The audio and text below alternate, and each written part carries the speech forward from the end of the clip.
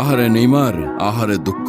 এতদিন পর মাঠে নেমে আবারও সেই একই ইনজুরির আঘাত। এই তো 1 বছর পর ইনজুরির সাথে লড়াই করে সাম্বা ভক্তদের আশার আলো হয়ে মাঠে ফিরলেন ব্রাজিলিয়ান প্রিন্স নেইমার।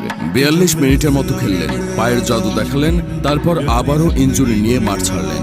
এভাবেই চলছে নেইমি ভক্তদের স্বপ্নযাত্রা। নেইমার নামটাই শত কোটি ব্রাজিল ভক্তদের কাছে আবেগ, ভালোবাসা। নেইমার খেলবে শুনলে কোটি নেইমার ভক্তের মধ্যে এক বাঁধ ভাঙা আনন্দের জোয়ার বয়ে যায়। মাঠে নেইমারের স্কিল, ড্রিবলিং দেখার জন্য মুখিয়ে থাকে পৃথিবীর প্রতিটা প্রান্তের নেইমার ভক্তরা। আজও যেন তার ব্যতিক্রম নয়। আজও নেইমারকে খেলতে দেখবে বলে রাত জেগে অপেক্ষা করছে নেইমার ভক্তরা।